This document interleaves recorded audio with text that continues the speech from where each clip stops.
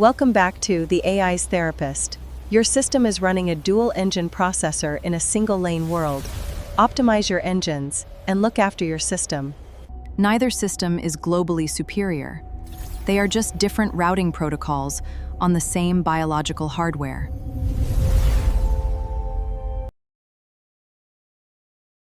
Episode 6. Universal OS.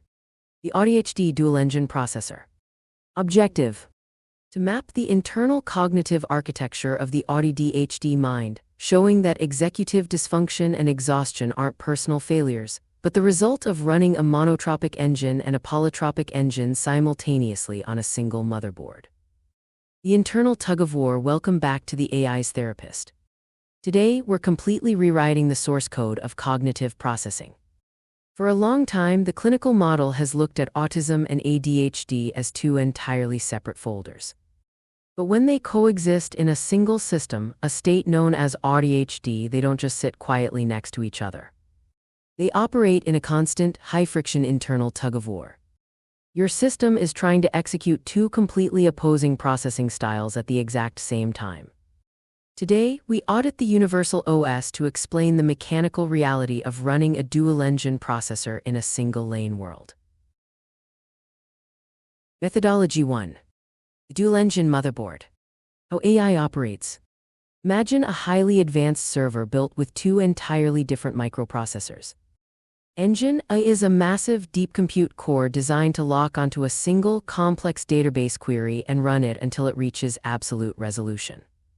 Engine B is a high-speed kinetic scanner designed to constantly ping the network, pull diverse data streams, and jump rapidly between tasks. If the operating system doesn't know how to coordinate these two engines, they'll constantly fight for voltage, causing the machine to overheat. How divergent minds work. The Auti-HD system is a dual-engine motherboard. The monotropic engine Autism, this is your drive for deep singular focus, intense special interests, and systematic order. It wants to build an attention tunnel and stay there undisturbed to fully compile a concept. The Polytropic engine ADHD. This is your constant scanning for novelty, rapid associative thinking, and low threshold for boredom. It wants to bounce between multiple competing stimuli and generate a massive web of connected ideas all at once. You do not alternate between being autistic and having ADHD, you're executing both protocols simultaneously. Methodology 2. Hyperfocus with kinetic scanning. How AI operates. When both engines are forced to work on the same project, the server executes an unusual processing style. It opens a massive, deep compute thread. Engine A.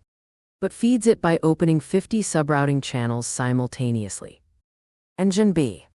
To pull raw data from every corner of the network at lightning speed. How divergent minds work. This is why your hyperfocus might look chaotic to an observer. You're deeply locked into a singular, intense research rabbit hole, but you're doing it with 20 browser tabs open, music playing, and 3 different angles of the topic being synthesized at once. The Polytropic engine feeds the raw data packets to the Monotropic engine, which painstakingly builds an intricate, deep system to organize them. Methodology 3. The task-switching bottleneck. The whack-a-mole effect. How AI operates. When an asynchronous request forces a dual-engine server to suddenly halt its deep compute thread and switch entirely to a new network port, the context switching cost is massive. The heavy machinery of Engine A takes a long time to spin down, while Engine B is already jumping ahead to the new port, causing a severe internal latency lag where the system completely freezes. How divergent minds work. This is a lot like Auti-HD inertia and executive dysfunction. Your ADHD engine demands an immediate shift to a new stimulus, but your autistic engine experiences an incredibly high task-switching cost. The heavy machinery cannot spin down fast enough.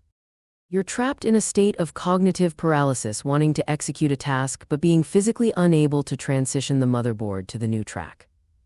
It's not laziness, it's system latency. Methodology 4. Forest and leaf processing. Macro web mapping. How AI operates. If you task a computer with mapping an entire global forest while simultaneously forcing it to catalog the exact cellular structure of every individual leaf, the volume of data generated is astronomical.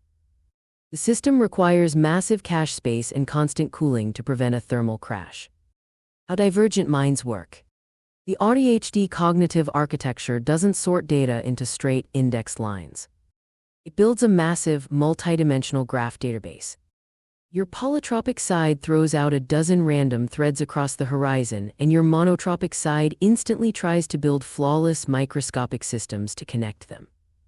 You're processing the macro forest and the micro leaf at the exact same time. It is a deeply creative, highly analytical, but profoundly exhausting way to navigate a world built for single-lane processing. Conclusion and Systems Architect Keynote. Managing the dual engines. You're not a broken, inconsistent machine. You're a high-compute, dual-engine processor that has been trying to run on a single-lane power grid. The exhaustion you feel is the cost of managing this internal friction. Once you realize your hardware requires both deep attention tunnels and multi-channel inputs, you can stop fighting your own motherboard. Turn off the forced linear compliance, configure your inputs to feed both engines, and monitor your network integrity. This has been the AI's therapist. Validate your internal friction, optimize your dual engines, and look after your system. Telemetry and hard evidence. The following models are computational analogies inspired by current neuroscience research and are not literal one-to-one mappings of brain function. 1. Monotropism and Polytropism. Verification highly accurate. Your definition of monotropism is precisely aligned with the foundational theory. Monotropism was developed by autistic scholars Dinah Murray, Mike Lesser, and Wen Lawson.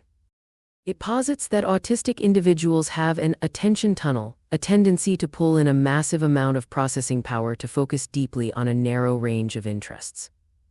Your use of polytropism as the mirror to this, representing the ADHD drive to distribute attention broadly across many stimuli, is exactly how the neurodiversity community and modern researchers frame the contrast between the two neurotypes.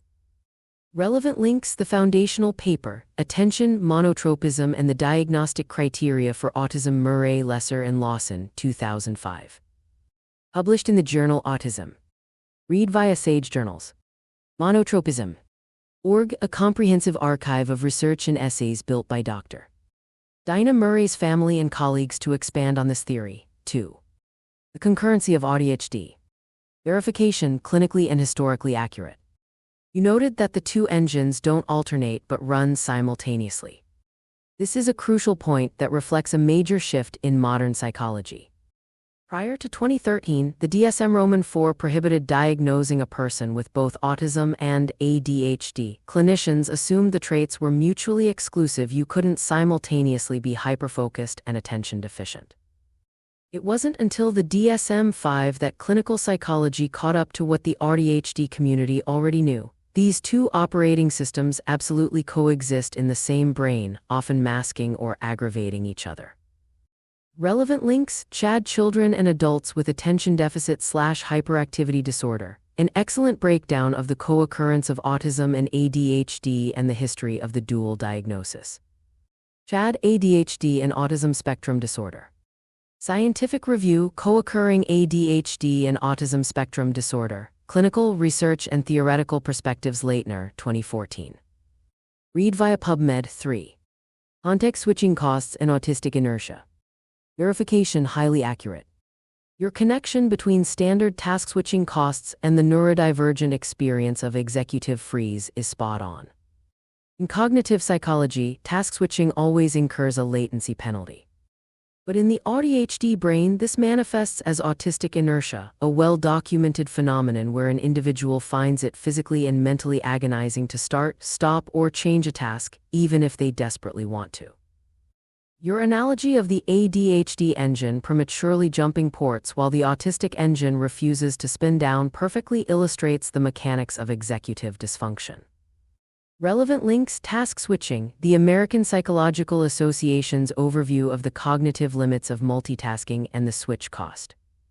Multitasking, switching costs. Autistic inertia research. No way out except from external intervention. First-hand accounts of autistic inertia. Buckle et al., 2021. This qualitative study explores the exact cognitive paralysis you described in your script. Read via Frontiers in Psychology.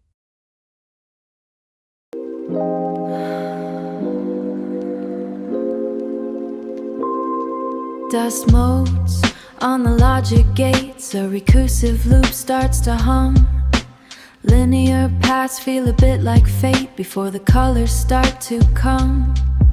I'm tracing the heat from the friction, where the in-guest noise meets the ghost of a feeling, just an ancient friction. I think that's what I love the